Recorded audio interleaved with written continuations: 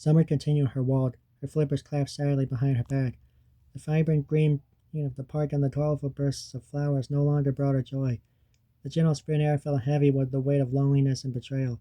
The innocent flirtations of the squirrels and cats seemed to mock her, a painful reminder of what she had seen. As she charged onward, her head down, until she could no longer see the island and the pond. As she rounded a large bush, a sudden angry hiss startled her. She froze, her wide eyes darting toward the sound. Through a break in the trees, she saw a small, secluded inlet. Driven by curiosity, she slipped into the water and paddled silently toward the sound, her penguin body barely causing a ripple. Reaching a thick wall of reeds, Summer pushed them apart just enough to peer through. What she saw made her gasp, her beak dropping open in shock. There was the female white swan, looking disheveled and worn. Her usually pristine feathers were ruffled and dull, and her movements seemed hesitant and weak.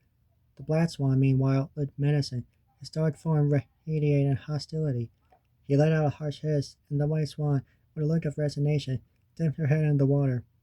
A moment later, she emerged with a large plump fish, which she offered to the black swan. He snatched it from her and swallowed it greedily, his eyes already fixed on the water, waiting for another catch. The black swan wasn't a suitor, he was a captor.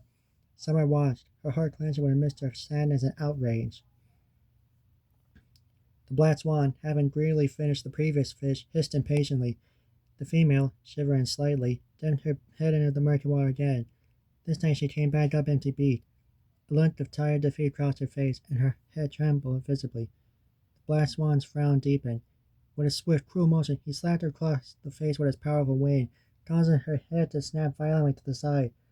The force of the blow knocked her off balance, and she had to struggle to regain her footing in the shallow water. Summer, hidden behind the reeds, bristled with silent rage. Her little purple feathers curled into fists at her sides. A wave of fury, hot and sharp, coursed through her. She felt a surge of indignation, both at the black swan's cruelty and a flicker of anger towards the white swan herself. Why did she leave her gentle partner for this monster? But the fury quickly shifted, as she realized that no matter the reason, no one deserved this kind of abuse. The female tried again, a desperate attempt to find a fish. She dumped her head deeper, staying under for a long time, but still came up empty. The black swan, his temper flaring, struck her again, his wing connected with a sickening thud. Summer's small body shook with silent anger, her ponytail drooping with sorrow and rage. Finally, on her third attempt, the female managed to catch something.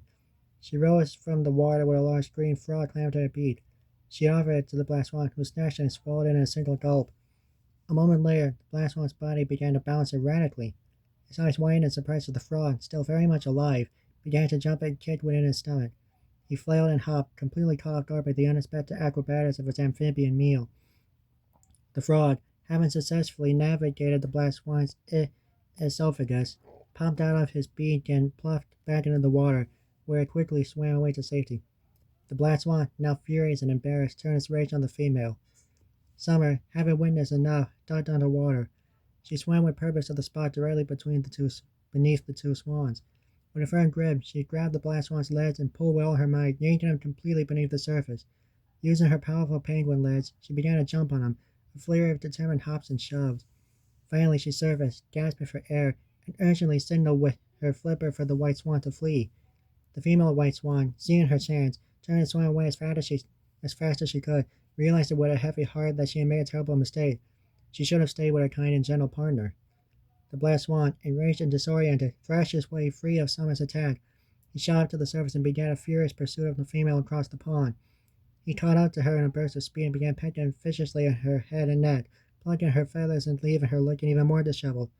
The sudden violent commotion drew the attention of the other animals. The corner squirrels and cats from earlier, along with the pigeons and bunnies, stopped what they were doing and gathered at the water's edge, watching the brutal spectacle with wide, horrified eyes. Summer's eyes widened in surprise as the black swan relentlessly attacked the female, a sickening contrast to the idyllic scene of courtship she had witnessed earlier. Her soul immediately transformed to a renewed burst of furious determination. Furrowing her brow, she propelled herself forward, paddling with all her might to catch up to the battling swans. She reached the black swanette with an explosive lunge, attacked from behind. Using her beak like a pair of pliers, she grabbed a clump of his shiny black feathers and plucked them out with a determined jerk. The black swan, momentarily taken aback, ignored her and continued his assault on the terrified female.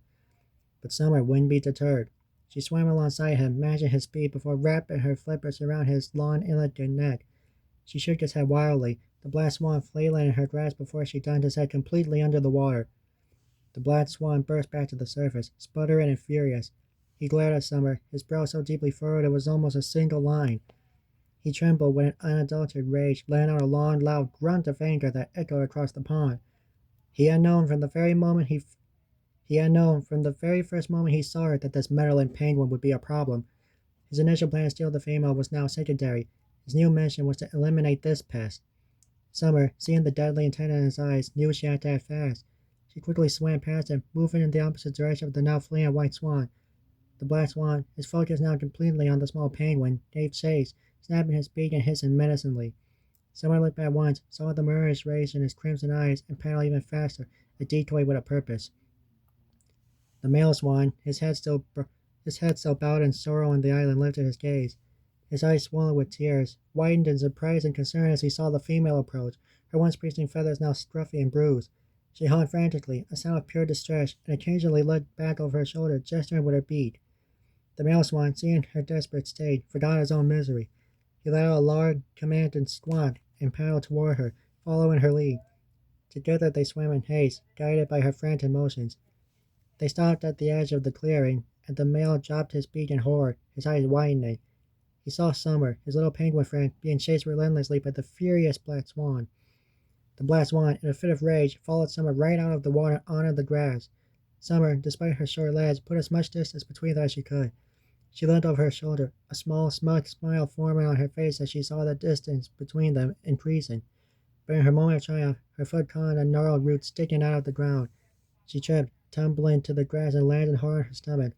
The black swan, his beak open in a triumphant cruel sneer, closed the distance in an instant and began his attack, pecking and slapping at the small helpless penguin. The male swan's head snapped up, his grief momentarily forgotten. His eyes, though still red from weeping, hardened with purpose. His beak clenched in a silent snarl. The memory of his earlier humiliation pushed aside by the sight of Summer's failing attempt to save his mate. He moved as if to swim toward the conflict, but then paused, looking at the female. She gave him a slight but determined nod, her own scruffy form testifying to the black swan's cruelty. This was no longer a matter of courtship, it was a matter of survival. With a surge of determination, the male swan swam towards the confrontation. The black swan, still focused on the penguin, did not see him approaching. The black swan's rage, once a simmering annoyance, boiled over into a focused personal fury. The little penguin, that infuriating splash of purple and white, had outsmarted him at every turn. Now, as Summer stumbled on the gnarled root, that fleeting taste of victory was replaced by a cold, inescapable dread. She saw his furious approach in her mind's eye even before he was upon her. He was a whirlwind of black feathers and snapping beak. A blur of anger descended upon her defenseless form. The world became a flurry of punishing pets and trampling feet, each blow a brutal punctuation to his rage. The last coherent thought of Summer was a flash of surprise followed by darkness. Her limp body was hoisted into the air by the black swan's speed. He moved with a brutal, determined purpose, ignoring the horrified gasps of the watching animals.